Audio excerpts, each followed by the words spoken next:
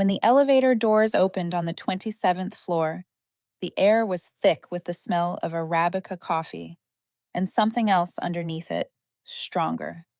The scent of expectations simmering beneath silence. It was the first Monday of June. Voltage Technologies was holding a special meeting to announce the new vice president of engineering. Rumors had been spreading all week. It's gotta be Madison. Some people texted me congratulations in advance. Others asked where I planned to take the team to celebrate.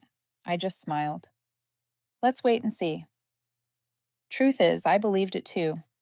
For 8 years, I'd written the original blueprint for VoltCell X, the battery platform that helped VoltEdge win the national EV fleet contract. I'd saved the project from collapse 3 times, filed 2 patents under my name, and earned a state-level engineering award. A promotion wasn't a question, it was overdue. When I stepped into the conference room, the mood was equal parts formal and tense. Sunlight streamed through the glass walls, washing over everyone's faces like stage lights. A few colleagues waved. Logan winked. "Get ready for your speech, boss." I laughed, my heart beating faster than usual. Adrian Holt, VoltEdge's new CEO, stood at the head of the table, arms crossed like a director waiting for the final take. Next to him was a young man in a pale suit, Connor Vale, the chairman's nephew. He was fiddling with a laser pointer, looking like a student who'd accidentally sat in the teacher's chair. "First," Adrian began, voice calm and deep, "I want to thank the engineering team. Thanks to your hard work, VoltEdge achieved 42% growth this quarter." Applause filled the room. I clapped too. My throat was dry, but pride kept it steady. "And now," he continued, "the moment we've all been waiting for, the person who will lead VoltEdge into its next chapter." The room held its breath. Someone whispered my name. A hand rested on my shoulder. I smiled, ready to stand. Adrian looked up, light glinting off his glasses. "Congratulations, Connor Vale." The applause stuttered, awkward and short. I froze. Someone dropped a pen. Another coughed to hide the silence. I waited for someone to say it was a mistake. No one did. Connor stood up, grinning so wide it made the mic squeal. "Thank you, Mr. Holt. This is such an honor." A sigh slipped from somewhere behind me. Adrian patted his shoulder, then turned toward me. "Madison," he said, his tone dripping with syrup, "I want to give you a special thank you. You built the foundation of our technology. You brought VoltEdge this far." He paused, then smiled. "But we need a fresher vision for the future." Fresher. The polite way to say, "You're outdated." I looked at him, then at Connor, the same guy who once asked me if lithium batteries were made from seawater. Silence hummed through the vents. I stood up. "Thank you, Adrian." He blinked. "I'm sorry?" I smiled as if I'd just been promoted. I said thank you for reminding me that in this place, effort doesn't expire, but faith does. A few quiet gasps rippled across the room. Someone hid a laugh behind their screen. Connor fumbled with the laser pointer, its red dot jittered across the ceiling like an alarm. Adrian forced a smile, his lips twitching. "Don't misunderstand, Madison. This is part of our long-term strategy." "Oh, I understand," I said evenly. "Your strategy is to replace people who actually work with people who share your last name." Logan nearly choked on his coffee. The room froze solid. I gathered my notebook, clipped my pen. "Thanks again," I said softly. "Because if today hadn't happened, I might never have realized what my work was truly worth." Adrian tried to recover. "You should be proud, Madison. You built the engine. Connor will drive it." I didn't turn around. "Let's just hope he knows where the brakes are." A chair creaked. Someone cleared their throat to cut the tension. Too late. I stepped out of the room. The elevator doors opened like oxygen after a long suffocation. In the mirrored wall, I caught my reflection. Calm face, faint smile. Outside, the Texas sun burned bright. I stood by the glass tower for a moment, looking up. I used to think this was where I'd spend my life. Now, it felt like the final page of an old book. My phone buzzed. "Logan, you okay?" I texted back. I'm fine. Just wish I'd brought a red pen. I'd circle the word fresher in his speech. I slipped the phone into my pocket. Sunlight shimmered on the pond ahead. Something inside me closed, and something else opened. The anger was gone, replaced by a sharp, quiet clarity. I watched my reflection in Volt Edge's glass facade. The sunlight on my shoulder felt like a spotlight bidding farewell to a role well played. One word lingered in my mind: thank you. Not for them, for me, for having the clarity to smile instead of breaking. I turned away, leaving behind the echo of footsteps from a world I once thought was fair. A chapter closed. And you know what? Every new beginning sometimes starts with just two words: thank you. If you've ever had a day like mine, a morning when your hard work was dismissed, tell me, where are you listening from? I'd love to hear your story, and if you enjoy stories of quiet revenge, where justice is written with intelligence and silence, don't forget to subscribe. Trust me, this story's only just begun. I don't remember how I drove home that afternoon. All I know is by the time the seventh red light turned green, my foot was still resting on the brake. Austin was blistering hot, the sunlight bouncing off the windshield like boiling water. Inside the car, the smell of cold morning coffee mixed with old leather, an oddly unpleasant blend. I turned off the engine and sat still. No crying, no anger, just silence. The kind of silence that lets you hear the clock tick, counting the seconds of a chapter that has just closed. That night, when I opened my laptop, a new company email popped up. Notice: Organizational Adjustment Appreciation Letter. I clicked it open. Volt Edge would like to express our deepest gratitude to Madison Clark for 8 years of outstanding contributions. Due to a shift in our development strategy, we must restructure the engineering division. The termination of employment will take effect on July 1st. We wish you success in your next journey. Signed, Adrian Holt. I read it twice. No meeting, no phone call, just a neatly packaged email sent at 7:48 p.m. That magic hour when HR knows no one dares to reply. A thank you note wrapped in corporate polish, hollow at its core. I laughed. A dry, metallic sound that echoed through my empty apartment, like a soda can rolling across concrete. So that's it. 8 years reduced to 4 sentences and a digital signature. I wasn't angry, just clear. Clear about how loyalty had become an expense they could cut. A message from Logan lit up my phone. They really fired you? Unreal. Priya sent a sad emoji. Dylan, as usual, kept it short. Corporate manners. Thank you before the knife. I stared at the screen and smiled. Exactly. They always say thank you before they stab. I stood up and made a cup of mint tea. The scent of hot leaves filled the air, slowly replacing the smell of plastic and metal. Outside, the rain began to fall. Each drop hit the window ledge like a cold metronome. I opened my laptop again. Volt Edge's internal system was still active. Adrian's first mistake: trusting protocol more than people. Messages flashed across the internal chat. Connor asked who had access to the old project data. A young engineer replied, "No one."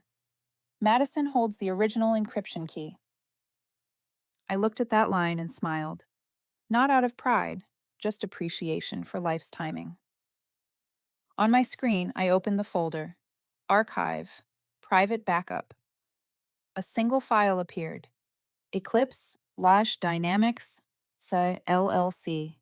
License DRX. My fingers hovered over the touchpad, heartbeat steady. I founded that company 2 years ago, the night Volt Edge announced a 30% cut to R&D. I was afraid they'd kill the Volt Cell project, so I filed the algorithm's core module under a separate legal entity, Eclipse Dynamics. I told myself it was just to protect my work, but deep down I knew I was preparing for a day like this.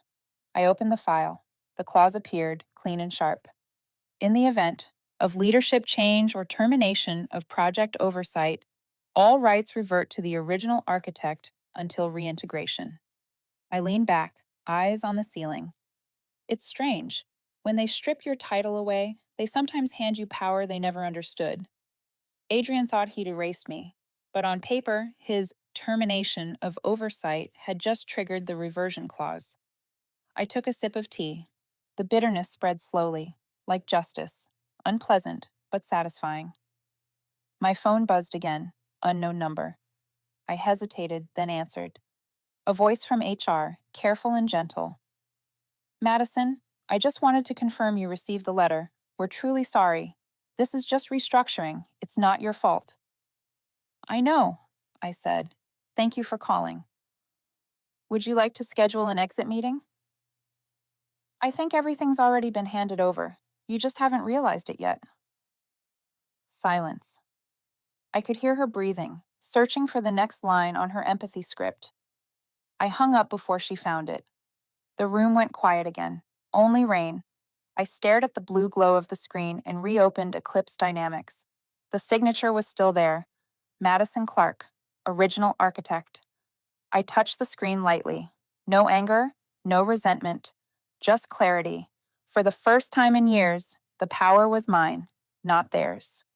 My father used to say, "Don't be afraid when someone slams a door in your face, as long as you remember where you kept the spare key." I smiled, looking out at the rain dissolving into mist. Tomorrow Adrian would find out the system couldn't run without me, but tonight I wanted peace. I turned off the lights, took one last sip of tea. In the darkness, the laptop screen glowed, the clause standing out like a quiet promise. All rights revert to the original architect. I whispered, then let's begin. People like to think great revenge begins with a perfect plan. The truth is, sometimes it starts with a sleepless night. 2 years ago, in the summer of 2023, VoltEdge announced a research department restructuring, which was just a polished way of saying budget cuts and shutdowns for any project that didn't make money fast enough. That evening, the lab looked like a graveyard of ideas. The fluorescent lights flickered, and the ceiling fan wheezed like a dying patient on life support. I sat alone in the cold room, watching the monitor flash thousands of lines of code slowly come to a halt, like the heartbeat of a system fading away. That's when I realized, if I didn't save it, no one would. I opened my laptop and started registering a small business. An hour later, the name Eclipse Dynamics appeared on the screen. A tiny company with a few $100s in capital, registered to a rented mailbox on South Lamar Boulevard. Founder? Me. It wasn't a reckless decision, it was instinct. The kind that grows in people who've worked long enough in places where ideas are treated like property waiting to be seized.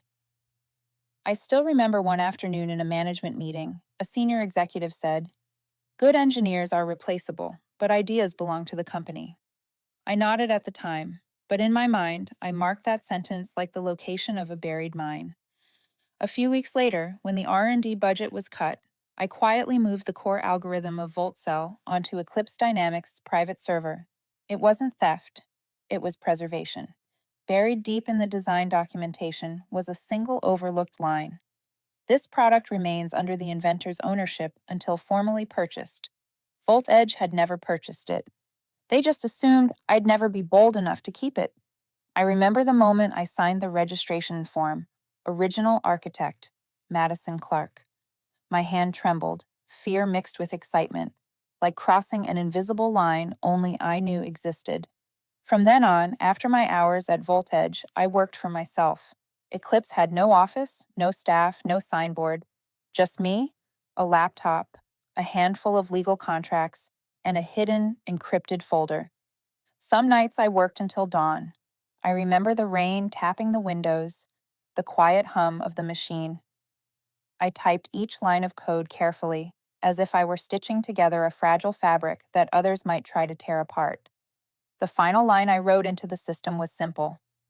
If the operator is not the original creator, the system will automatically lock.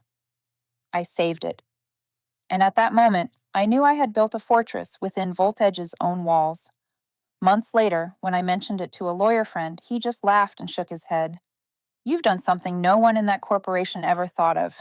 You built a fence inside their house." I didn't reply. I didn't need to.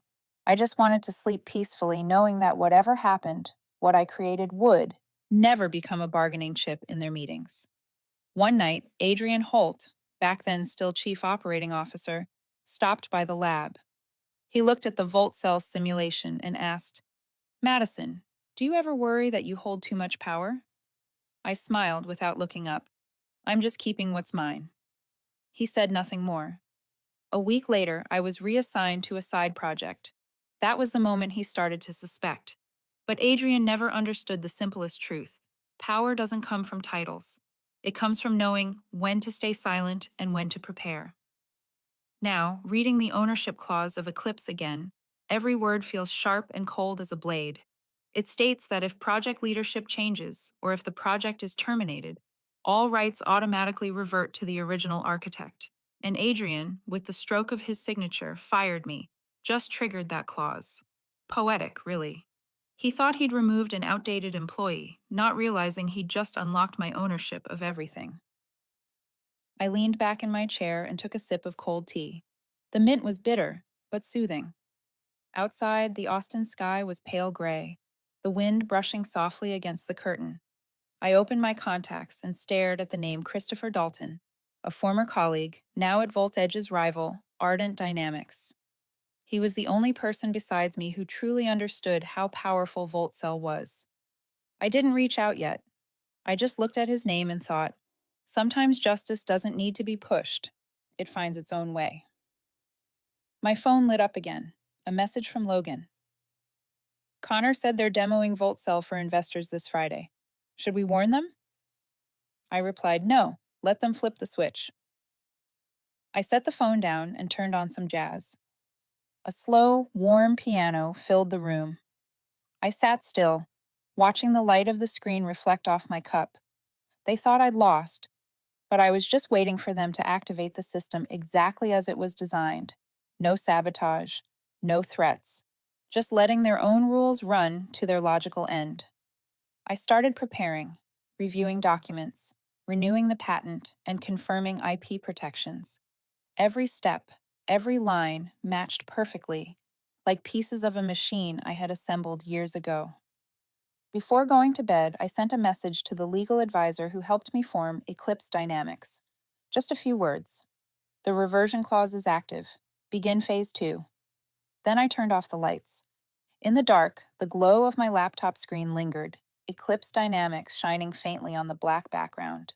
No stage lights, no audience, just the quiet certainty that the game had begun, and this time the rules were mine. Friday morning, I woke earlier than usual. Austin was heavy with gray, the kind of humid summer haze that makes you feel something is about to break. On the kitchen counter, my phone lit up. A message from Logan. Adrian's demoing VoltCell X today in front of the investors. They even invited the press. Connor's bragging that he's about to prove the future of energy. Guess that future doesn't include you. I set the phone down and smiled faintly. The future. Such a big word, coming from people who've never stayed up all night soldering a power line. I made coffee. The grinder's roar filled the kitchen, sharp and loud, like the lab machines I used to start every morning. On the table, my laptop came to life. The headline flashing on the news feed read, VoltEdge unveils breakthrough battery tech. CEO Adrian Holt promises live demonstration. The photo beneath it showed Adrian in a black suit and silver tie, arms outstretched beneath the VoltEdge logo, smiling like the world revolved around him. Looking at that picture, I thought one thing: the higher someone believes they are the center of the universe, the louder their collapse sounds. At 5 to 9, I opened the live stream. They'd forgotten to revoke access from my old credentials. The first in a series of mistakes waiting to unfold. The feed loaded. A massive hall inside VoltEdge, high ceiling, cold lighting, that cast reflections on the polished floor. The front rows were filled with investors, reporters, and executives. Behind the stage, a giant LED screen blazed with the words, VoltCell X. The future is stored here. Adrian walked out to applause. I heard his voice through the mic. Smooth, confident, practiced like a TV commercial. Today, VoltEdge will prove we don't just talk about the future. We create it. The crowd erupted in cheers. Then he gestured toward Connor Vale, the same kid who once asked me if lithium batteries came from seawater. Now walking proudly under the spotlight. And now, Adrian said, let our new VP of Engineering, Connor Vale, Activate Volt Cell X. The room fell silent. Connor took a deep breath and pressed the launch command. On the screen, the first readings appeared. Output, current, charge rate. A few early claps, investors nodding. Adrian was smiling like a man convinced he had conquered the world. Then, mid-applause, the screen flickered. The indicator light on the console shifted from green to yellow. A dry, metallic click echoed through the hall, like a lock closing. The display flashed 3 times, then froze with a line of text. Access not verified. Silence. A reporter laughed softly, thinking it was part of the show. Adrian raised a hand. No problem. Just a signal glitch. Connor hurriedly tried again. This time the screen flared bright, then went black, replaced by bolder text. Unauthorized activation. Whispers rippled through the audience. One investor leaned to another. What does that mean? Is it locked? Adrian forced a smile. Just a minor hiccup. We have a backup system. But when Connor switched to the backup, the console shrieked with warning beeps. Short, sharp, panicked. The indicator lights turned red.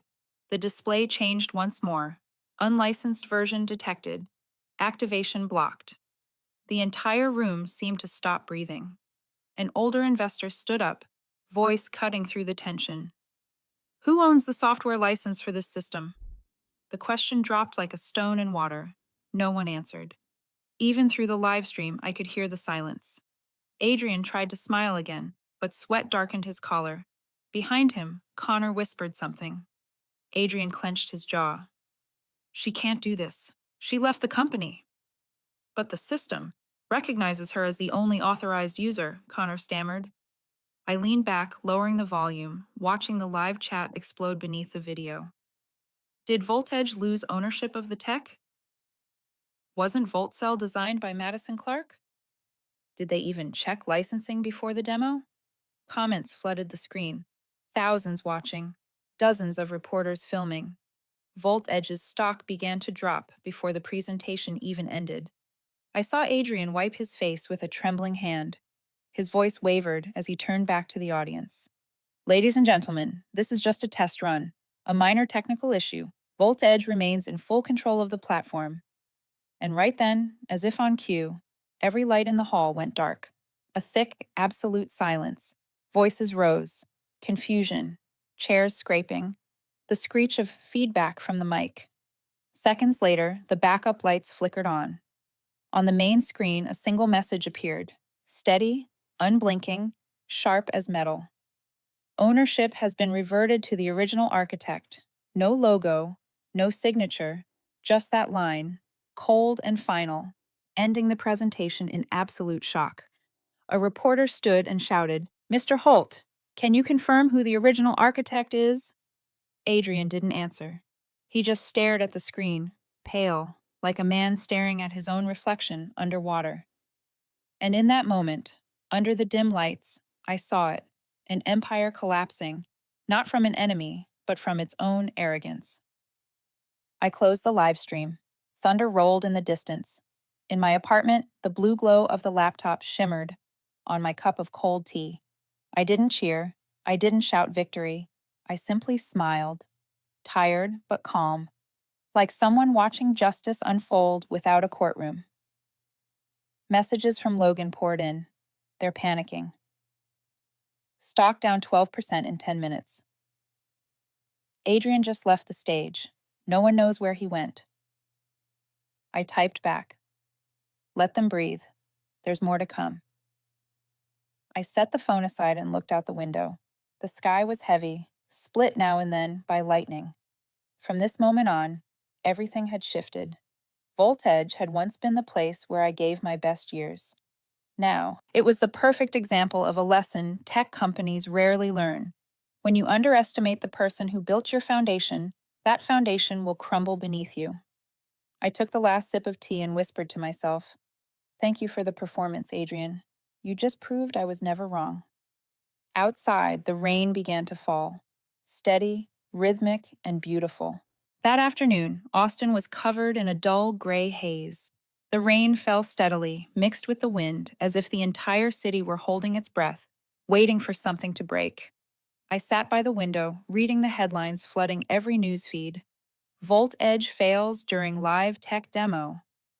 Investors demand clarification on Volt Cell X ownership.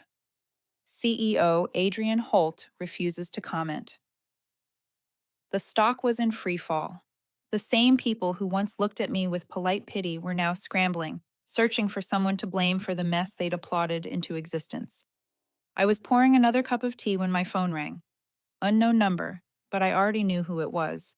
Karen, head of HR, spoke in her carefully measured tone. Hi, Madison. I'm calling because Voltage is having some technical issues. The board wanted to know if you'd be open to helping, just temporarily. I stayed quiet for a few seconds. Outside, the rain tapped against the glass in a slow rhythm, like the second hand of an old clock. I guess they finally noticed, I said. The clause they ignored for 8 years. Karen hesitated before replying softly. I've seen it. You still own the rights to VoltCell, don't you? Not own, I corrected. Reclaimed. Her voice lowered. If you're willing to cooperate, Voltage is prepared to offer a very generous sum. I smiled. I'm sure it's generous, but there isn't enough money to buy back trust. Karen didn't respond. The call ended under the sound of rain growing heavier. Not 10 minutes later, the phone rang again. This time, I didn't have to check the screen. Adrian Holt. I let it ring 5 times before picking up. His voice was rough, a mix of exhaustion and anger. Madison, I want to handle this professionally. I leaned back. You mean the same way you handled my termination? He ignored the jab, his words quick, desperate. Your system has shut down our entire operation. If you help us restore it, I'll pay you double your previous salary. We can negotiate. The way he said negotiate sounded like a man trying to grab the end of a rope that had already snapped. I spoke calmly, almost gently. You triggered the reversion clause when you signed that termination. VoltCell doesn't belong to Volt Edge anymore, and I have no obligation to restore something that's mine. On the other end, I heard a chair scrape violently, then silence. A heavy breath, followed by a low growl. You're playing with fire. No, I said evenly. I just remember who lit the match. Another pause. Then Adrian spoke again, his voice quieter, almost pleading. You may hate me, but Volt Edge was your home once. Home? I let out a soft laugh. What they did wasn't eviction. They sold the house and asked me to pay rent. I hung up. That night, Austin was wrapped in fog. From my balcony, I could still see the Volt Edge tower glowing through the rain. Its reflection rippled across the glass facade like fire burning inside a storm. My phone buzzed again. An email from Karen. Subject line: Urgent partnership proposal. They wanted to buy back the Volt Cell rights from Eclipse Dynamics for over $100 million. I read every word, then closed it. No reply. I wrote a single line in my notebook. I'm not seeking revenge. I'm just restoring my true worth. Then I turned off the lights, letting the room fall into the faint shimmer of the city outside. Thunder rolled softly in the distance. I leaned against the window frame and whispered, mostly to myself, and Lesson 1 for Volt Edge starts now. 3 days after the system crash, Austin woke under a strange kind of air, humid, heavy, and silent. Not the silence of peace, but the kind that comes before a storm when everyone knows something's about to break. That morning, every major outlet ran the same headlines. Volt Edge announces plan to renegotiate with original VoltCell architect. CEO Adrian Holt. We are ready to collaborate for the greater good. His photo covered the front page. Pressed suit, strained smile, the face of a man trying to convince shareholders his empire hadn't fallen. They called the press conference a reconciliation effort. It sounded less like an apology to a person, more like one to a machine. At 10 a.m., I received an official invitation. A private meeting with Volt Edge's board of directors at the Grand Line Hotel, 32nd floor, a room with glass walls overlooking downtown Austin. I arrived on time. No one shook my hand. Adrian stood at the head of the table, his expression hardening when I walked in. I set my bag down, poured myself a glass of water, and waited in silence. The board chairman spoke first, his tone careful, deliberate. Ms. Clark, the company acknowledges your significance to the Volt Cell project. We'd like to discuss the possibility of renewed collaboration as a strategic partner.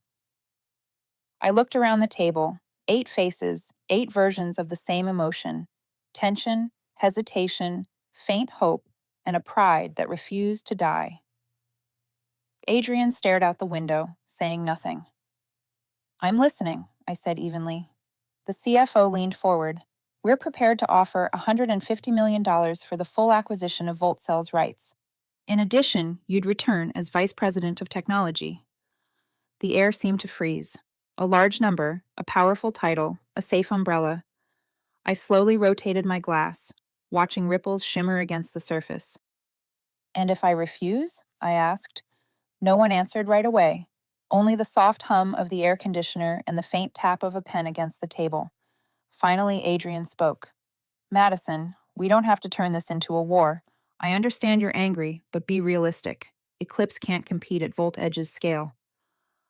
I met his eyes.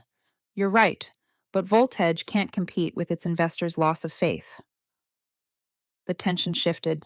The legal director cleared his throat. You should take some time to consider. We'd like to maintain a positive relationship. I nodded. I like that idea, though positive should probably start with respect.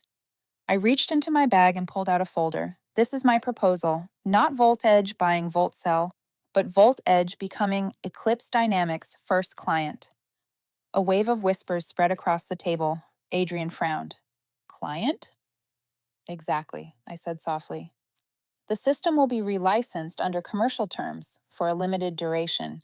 No more shared ownership. If Volt Edge wants to use it, they pay like everyone else. I slid the folder forward. The cover page read clearly, Exclusive Time-Limited Licensing Agreement, Eclipse Dynamics. All eyes locked on it. The chairman flipped through a few pages and stopped at a clause. The purchaser agrees not to access or modify the original source code. All updates, maintenance, and audits are the responsibility of Eclipse Dynamics. Adrian exhaled sharply, voice low. You're turning Volt Edge into a customer of the very technology you created. Don't you find that ironic? I looked at him, calm. No, I find it fair. Another board member spoke, cautiously conciliatory. Ms. Clark, this is unconventional, but if it stabilizes the company, I'm willing to review it. I stood. Thank you. Please review it carefully. The final clause includes a deadline. Deadline? Yes. 72 hours. After that, Eclipse signs an exclusive deal with Ardent Dynamics. Silence filled the room. Thick. Absolute. Even the air felt still. Adrian's hands tightened around his chair, his face darkening. I tilted my head slightly, my tone light as air. Last time you signed too fast without reading the fine print. Don't make the same mistake again. I gathered the remaining documents and walked out. Behind me, they stayed motionless. People who once moved millions now frozen, counting every second. When the elevator doors closed, I took a slow breath. It wasn't triumph I felt, just closure. The quiet weight of someone who had finally ended a chapter with her own signature. Below, the city of Austin glimmered under sunlight. I pulled out my phone and opened the mirrored contract already sent to Ardent. Status: pending, awaiting signature. I smiled. If Volt Edge hesitated, they wouldn't just lose the technology, they'd lose the future they once believed was theirs. And me? I didn't need revenge. I only needed the truth to finish the job. That night, Austin glowed like a massive circuit board.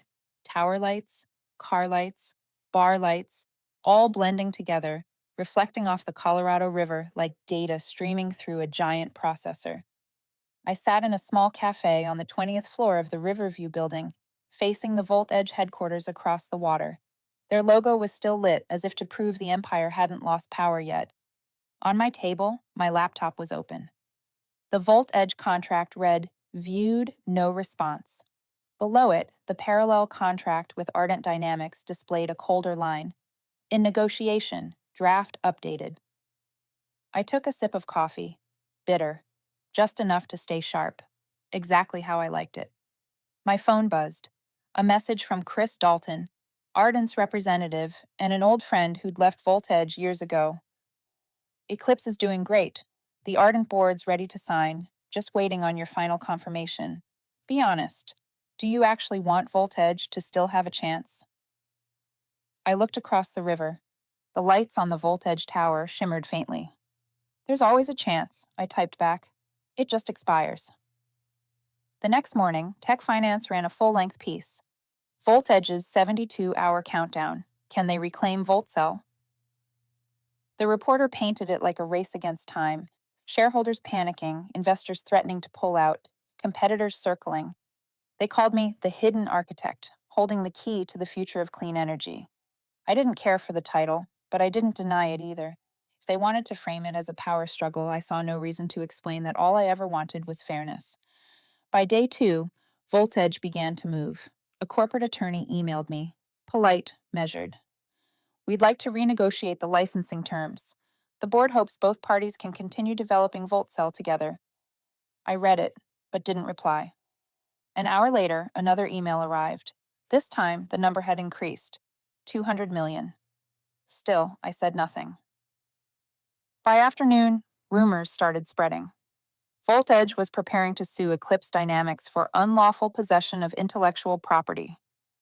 I just smiled. They still didn't understand. The only thing I'd ever kept was the dignity they threw away.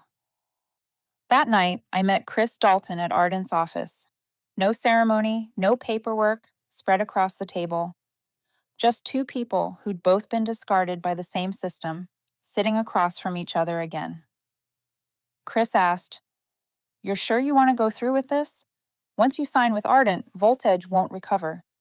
I met his gaze. "They fell on their own. I just stopped holding them up."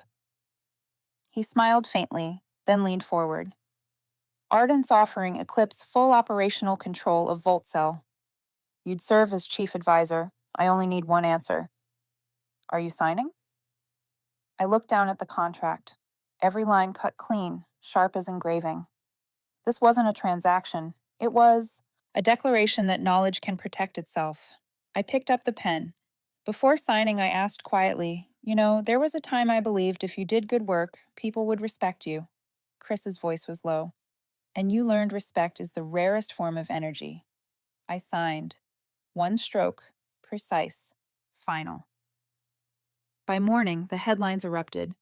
Ardent Dynamics signs strategic partnership with Eclipse Dynamics. VoltCell rebranded as Eclipse Core. VoltEdge loses exclusive rights. The article called it one of the largest ownership shifts in the history of the U.S. energy sector. I didn't watch the news. I just opened my inbox. Among hundreds of congratulations sat a short, unsigned email with no subject line from Adrian Holt. Only one sentence. "You won, but are you happy?" I read it several times. Then I typed my reply. "No, I didn't win. I just lived by something you never understood." Send. That afternoon, I went back to the same cafe. From the window, I could see the Voltage building. The logo now dim, only a few floors still lit. Reporters clustered outside, waiting for a statement. I sat quietly, listening to the clink of cups, the wind slipping through the window frame. No victory marches, no fireworks, just the calm of someone who'd placed the final brick on the wall of her own justice. I whispered to myself, every system has its failsafe. People do too. You just have to remember how to trigger it. I stood, packed my things, and turned to leave. On my phone, a notification appeared. Voltage files for corporate restructuring. I smiled faintly. No applause, just the sound of wind sweeping over the river. A reminder that every ending, no matter how loud, always fades into quiet. The news of Voltage filing for restructuring spread like a lightning strike. By the next morning, every financial outlet was screaming the same headlines. Volt Edge loses operating rights to VoltCell. Company declares emergency restructuring. CEO Adrian Holt faces emergency board meeting. Investors ask, what really happened inside the tech empire? Television networks looped the same footage. The front gates of Volt Edge headquarters swarmed with reporters. I watched it in silence, the glow from the screen reflecting on the cup of cold coffee beside me. Not joy, just a strange stillness, like watching a building you once lived in being torn down, brick by brick, each one still carrying your fingerprints. At noon, Logan called. His voice trembled between disbelief and sadness. Madison, they let go of almost the entire engineering division. Adrian was forced to resign. He walked out today. No one said goodbye. I listened quietly, the wind faint through the phone. What about you? I asked. I turned in my notice this morning. A few of us from the old team are leaving too. We're thinking of joining Eclipse if you have room. I smiled. Eclipse always has room, for people who know their worth. After we hung up, I stepped out onto the balcony. Austin's sky was clear after the rain. The towers reflected sunlight so bright it made my eyes ache. The city felt like it was starting over, though I'd done that years before they ever thought to. By 3 p.m., an internal memo leaked online. Adrian Holt resigns as CEO of Volt Edge Technologies. The board has appointed the CFO as interim head to oversee restructuring. Soon after, a video surfaced. Adrian walking out of the building. No reporters shouting. No employees waving goodbye. Just wind sweeping through the empty parking lot, rustling discarded newspapers around his feet. I watched it 3 times. Not out of satisfaction, but to remember the feeling. The moment someone who thought himself untouchable bowed to the consequences of his own choices. For a second, I wondered, if that day he hadn't said efficiency matters more than loyalty, would things have been different? Probably not. People who think they own everything always forget loyalty can't be written into payroll. By late afternoon, a journalist I used to know called.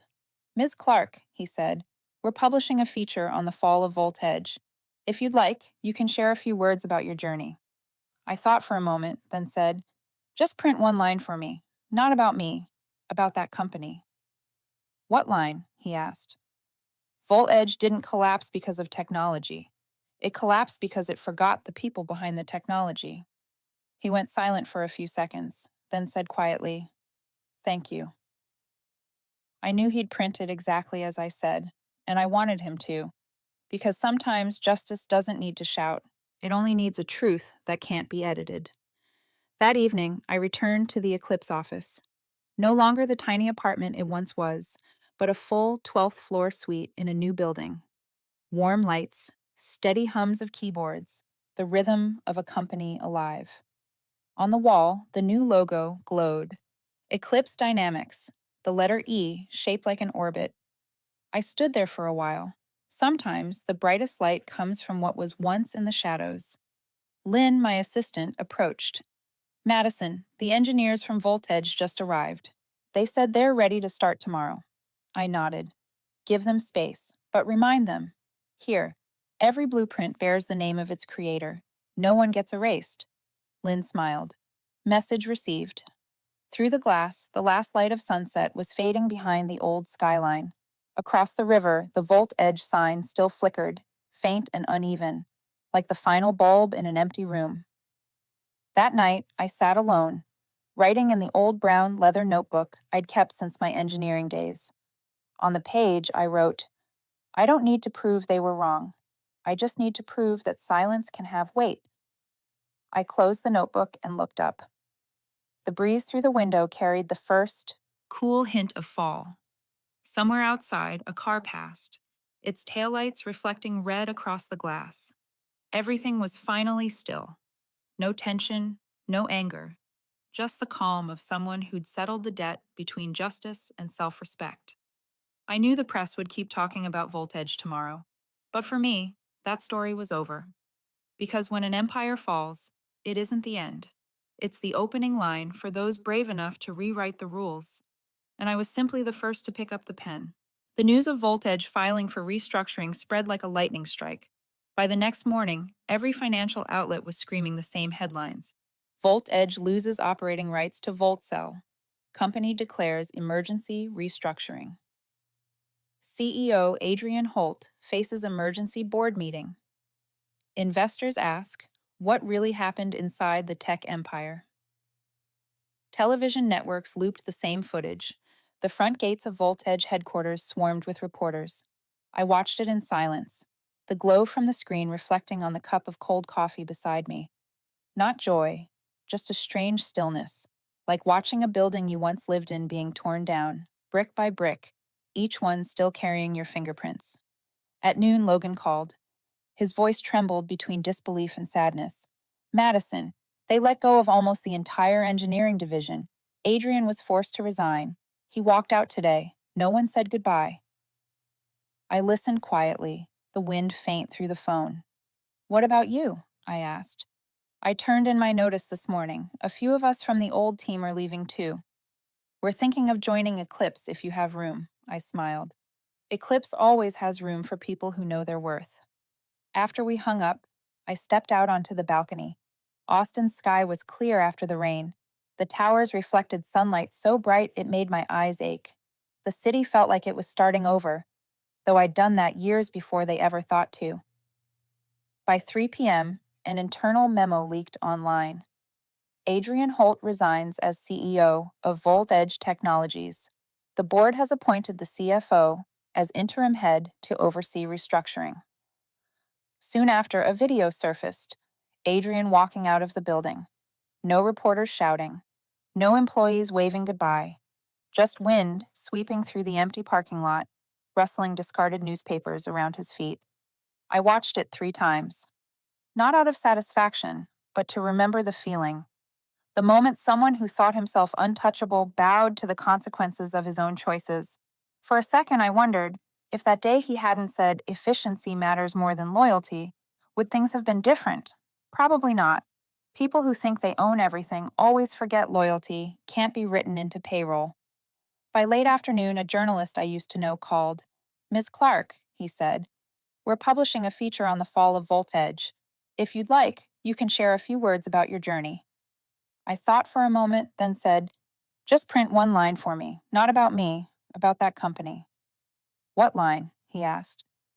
Voltage didn't collapse because of technology. It collapsed because it forgot the people behind the technology. He went silent for a few seconds, then said quietly, thank you. I knew he'd print it exactly as I said, and I wanted him to. Because sometimes justice doesn't need to shout. It only needs a truth. That can't be edited. That evening, I returned to the Eclipse office. No longer the tiny apartment it once was, but a full 12th floor suite in a new building. Warm lights, steady hums of keyboards, the rhythm of a company alive. On the wall, the new logo glowed. Eclipse Dynamics, the letter E shaped like an orbit. I stood there for a while. Sometimes the brightest light comes from what was once in the shadows. Lynn, my assistant, approached. Madison, the engineers from Voltage just arrived. They said they're ready to start tomorrow. I nodded. Give them space, but remind them. Here, every blueprint bears the name of its creator. No one gets erased. Lynn smiled. Message received. Through the glass, the last light of sunset was fading behind the old skyline. Across the river, the Voltage sign still flickered, faint and uneven, like the final bulb in an empty room. That night, I sat alone, writing in the old brown leather notebook I'd kept since my engineering days. On the page, I wrote, I don't need to prove they were wrong. I just need to prove that silence can have weight. I closed the notebook and looked up. The breeze through the window carried the first cool hint of fall. Somewhere outside, a car passed, its taillights reflecting red across the glass. Everything was finally still. No tension, no anger, just the calm of someone who'd settled the debt between justice and self-respect. I knew the press would keep talking about Voltage tomorrow, but for me, that story was over. Because when an empire falls, it isn't the end. It's the opening line for those brave enough to rewrite the rules. and I was simply the first to pick up the pen. 3 weeks after Voltage filed for restructuring, fall arrived in Austin. The air was cool enough that you could see your breath dissolve into the morning mist. Every morning, I still walked along the river, an old habit I hadn't quite replaced. Across the water, the Voltage Tower still stood, silent. Its logo is dimmer than before, the glass no longer catching sunlight the way it used to. Looking at it, I didn't feel satisfaction, just peace. A late peace, but deep enough to make me understand that true justice doesn't need to be granted. It arrives when you stay steady long enough. Eclipse Dynamics was growing faster than I ever imagined. The new lab was full of light, filled with the sounds of keyboards, instruments, and the occasional laughter of young engineers arguing over designs. I no longer sat in a quiet corner. Now I walked among people who had once been the old parts of Voltage, the ones who understood the value of truth, of work, and of having your name on what you built. One morning, Lynn, my assistant, set down a fresh newspaper on my desk. The front page showed me at the signing ceremony for a clean energy partnership with the Department of Transportation. The headline read, "Eclipse, from Volt Edge's ashes to America's new tech icon." I looked at the photo, then set it aside. Once, words like that would have made my heart race. Now they didn't. Because I'd learned, the point isn't to be seen, it's to be understood. That afternoon, I received something rare these days, a handwritten letter. It was from Logan, the young engineer who once texted me, "You're smiling right now, aren't you?" His handwriting was still slightly tilted, careful and sincere. I just wanted to say thank you. Because of you, I learned that loyalty isn't obedience. I'm leading a new design group now. We're naming our module Integrity Core. I hope that's okay. I folded the letter, holding it between my hands for a moment. Maybe that was VoltCell's true legacy, not the technology, but the trust it left behind. That night, I sat alone on the rooftop, looking out over the city glowing below. Every light in those windows told a story, some just beginning, some ending. I had ended once too, and thought it was over, but sometimes endings are just a different shape of beginning. I remembered that morning when Adrian told me I was no longer aligned with the company's vision. I remembered packing my files, standing tall, and saying 2 words, "Thank you." Not because I was weak, but because I knew every storm leaves silence behind, and in that silence you finally hear yourself. Now I felt no anger. If that morning hadn't happened, there would be no eclipse. If not for their arrogance, I would have never discovered how far my limits reached. And without those 2 words, "thank you," I might have reacted like everyone else, loud, furious, swallowed by my own rage. The wind brushed through my hair.